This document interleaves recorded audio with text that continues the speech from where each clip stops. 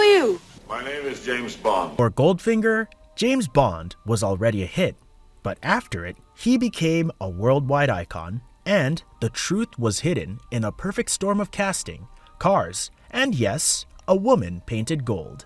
Here are 10 secrets to how James Bond became a worldwide icon. Number 10. The third time charm. I think it's time Mr. Goldfinger and I met. They say the third time's the charm, but for James Bond, it was an explosion. Dr. No and From Russia with Love were solid thrillers that placed Bond on the map, especially in Europe.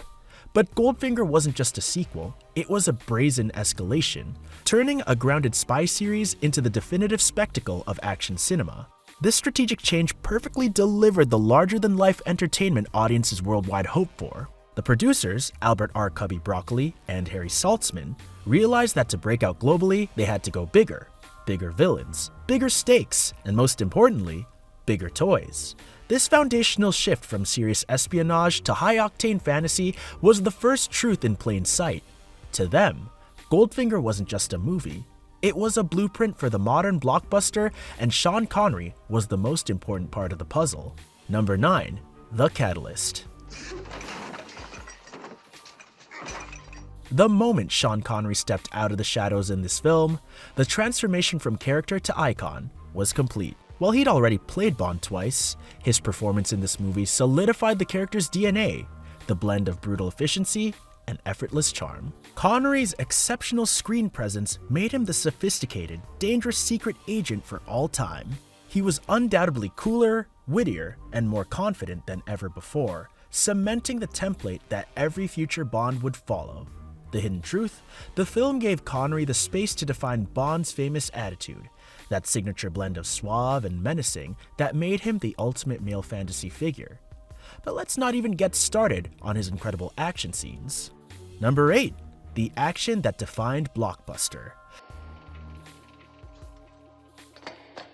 Before Goldfinger, James Bond was just a cool spy in a couple of movies, but became an icon after it. It wasn't some quiet thriller anymore, it was the moment they cranked the action volume all the way up. Think about it. The movie begins, and Bond goes from a sleek tuxedo right into a wetsuit, pulling off some crazy exotic stunts. And that immediately was a statement. This guy is next level. Then, you get the big showdown, that explosive fight inside the massive, gold-stuffed Fort Knox vault. That wasn't just a scene, it was unprecedented. Even the little battles were fierce. The silent, terrifying fight with Oddjob, where a regular dude starts throwing a lethal bowler hat. Pure genius. There wasn't just fights, there were spectacular dramatic set pieces that defined cool forever. Goldfinger established the blueprint for every single summer blockbuster that followed. It transformed Bond from a character into the worldwide symbol of action, gadgets, and pure cinematic intensity. That's why we still talk about it. But what's a good action movie without incredible visuals? Number 7. Visuals that set the gold standard. And you have interfered with my plans for the last time, Mr. Bond. The reason we still see James Bond everywhere isn't just because he's good at fighting. It's because he looks incredible. Goldfinger basically invented the visual standard for cinematic cool. First off, you can't forget that image. The girl covered head to toe in gold. That's pure artistry, a beautiful, shocking visual that instantly told you how twisted the villain was. It became the movie's unforgettable visual signature. This is where it gets more interesting. Ken Adam designed the Fort Knox vault as a massive, glittering room of gold bars. It looked incredibly real that Americans thought a British film crew broke into the real US treasury. But beyond that, the silver Aston Martin DB5, which looked like a luxury car but was packed with unbelievable gadgets, redefined how technology works with ammunition. They transformed Bond from a book character to the ultimate notorious symbol of style and spectacle. What about a villain obsessed with shiny metals? Number 6. Goldfinger's gold obsession. You know those rich guys who just love their money? Auric Goldfinger took that to another level. He wasn't just greedy, he was literally obsessed with gold. That even his name, Auric, is basically the Latin word for gold. To this dude, gold wasn't just cash, it was the only true measure of power. Everything he did, from his business deals to how he killed people, revolved around that shiny metal. Though he knew he couldn't actually steal the gold from Fort Knox because of his acute obsession, he came up with something even crazier: planting a dirty bomb to contaminate the entire US reserve. The movie was simple. If the world's biggest gold pile became worthless, his own personal stockpile would shoot up in value overnight. That was the sick genius of it. His entire global scheme was just about making his own gold ridiculously expensive. That singular fixture, plus his legendary one-liners, was why he became one of the greatest Bond villains ever. And not just his obsession, but his iconic quote became an unforgettable mantra. Number 5. No, Mr. Bond, I expect you to die. That line wasn't just a quote. It was the moment the entire spy genre stopped and paid attention. The scene where Goldfinger prepared to laser beam Bond only to deliver this chilling line was cinematic perfection. It immediately established the iconic stakes of the franchise. It was the ultimate dramatic pause, the moment of maximum peril, which automatically cemented the cat-and-mouse dynamics between hero and villain. It told the audience that Bond didn't just win, he survived, making his eventual escape and victory satisfying and intense. And if that wasn't enough climax, the woman in gold was on another level. Number 4. The woman in gold. The image of the woman covered head to toe in gold paint was perhaps the most recognizable and disturbing visual in Bond history.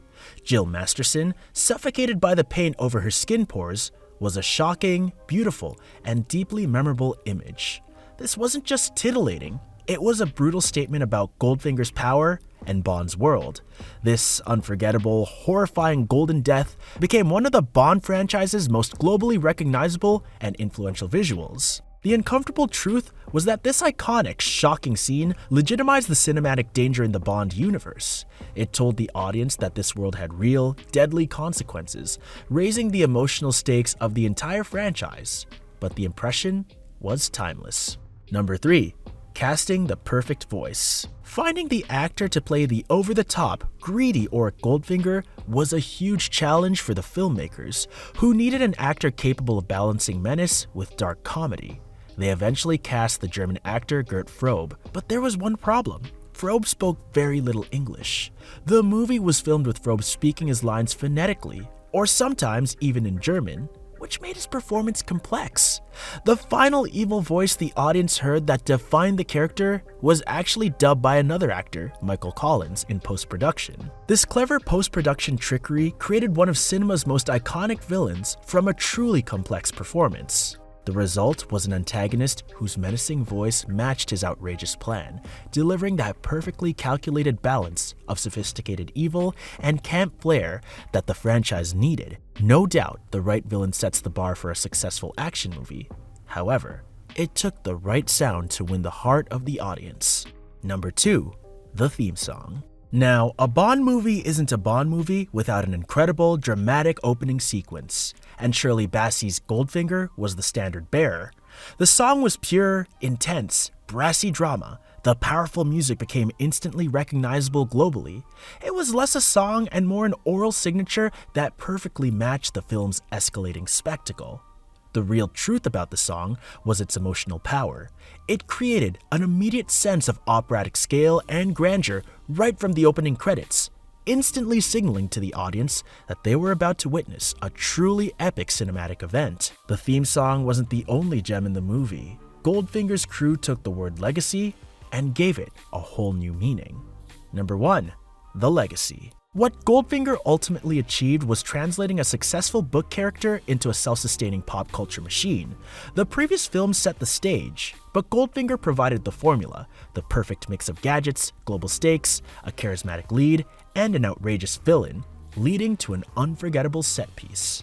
This wasn't just a story about a movie. It was a story about marketing genius and perfect execution. It was the moment James Bond stopped being a secret agent and became a cultural shorthand for cool, espionage, and action worldwide. Goldfinger didn't just solidify the James Bond franchise, it supercharged it by recognizing that a global icon required spectacle and a larger-than-life aesthetic. Which of these stories fascinated you the most? Leave your opinions in the comments section. Don't forget to smash that subscribe button and put on your notifications for more content just like this. See you in the next video!